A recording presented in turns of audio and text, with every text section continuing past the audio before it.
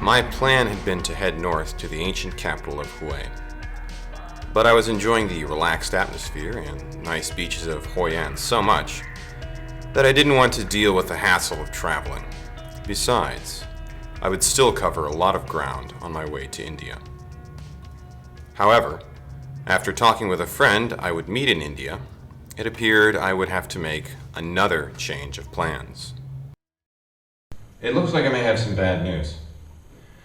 I've been getting ready in the past few days to head over to India, and I was going to meet up with my friend in West Bengal, and there was a town I was going to go to, and I was going to look for a job at some different schools.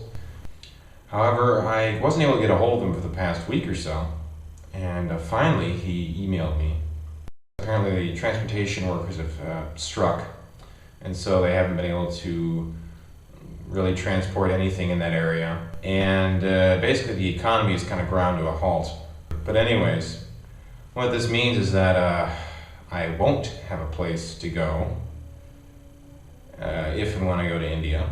Well, I guess this isn't too big of a deal, but what this does mean is it could mean that I will be in Vietnam a little longer than I thought.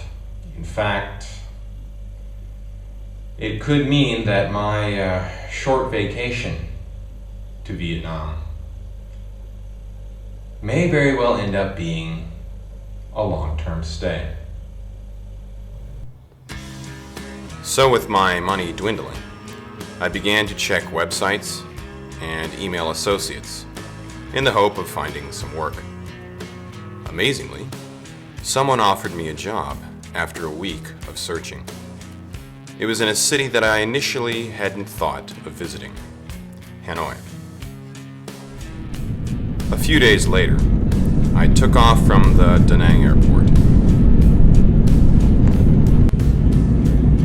and watched the river town of Hoi An slide from my view.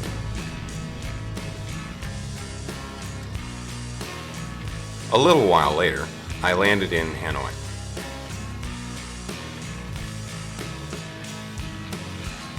Thankfully, the company had sent a driver to bring me to the hotel where I would stay till I found a more permanent place to live. And after a day of interviews, I had a job in marketing on a short-term contract. I guess those suits I got in Hoi An would come in handy after all. It was an intensive schedule. In the evening, I would come back to my hotel room after a 9-hour workday, doing this 6 or 7 days a week sometimes. My schedule didn't give me much time to see the city, but what I could see those first few weeks wasn't what I expected. It was March and surprisingly cold, usually about 48 degrees Fahrenheit. Additionally, it rained almost continuously. In fact, I don't remember seeing the sun for 3 weeks straight. The weather, the schedule, the hotel room, all began to wear on me.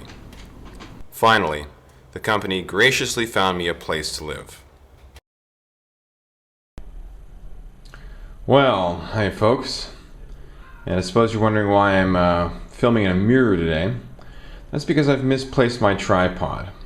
And the reason for that is I was finally able to, after a full 2 weeks and some change, get out of the hotel and get moved into some proper permanent living quarters. So I still haven't unpacked and show you around a little bit here. I'm upstairs of a shop in a nice hardwood floors, major touristy area of town in Hanoi. It's a little cramped. That's as wide as the building. The entire building is about 5 stories high, about 60 feet long, and about 8 feet wide.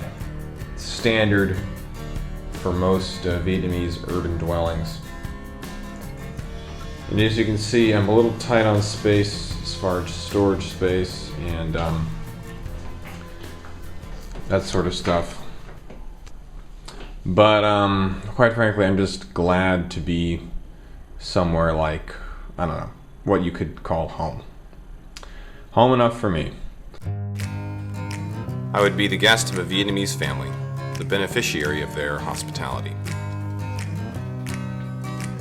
Eventually, the weather became more mild, and I found the time to get familiar with my surroundings. I found some interesting places. A cafe overlooking the cathedral.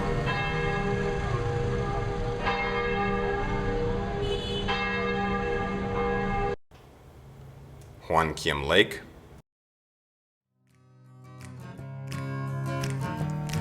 The old city and its wall. Uncle Ho's tomb. The night market.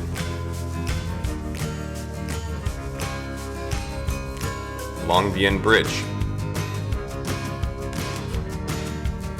And an impressive French building that I at first didn't know quite what it was for.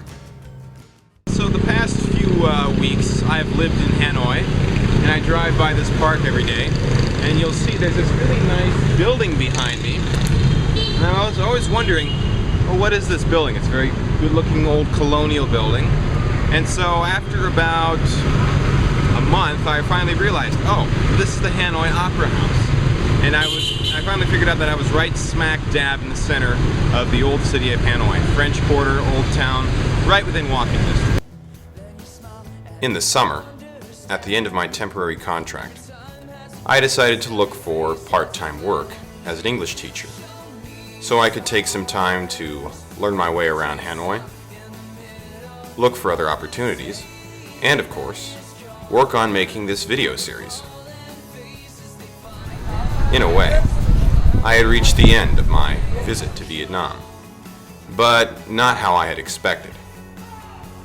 I had come for a 4-week visit, but ended up staying. In the process, I had seen some interesting places and made some good friends. On the other hand, maybe it was just the coffee that made me stay. My name is Caleb, and this is Hanoi.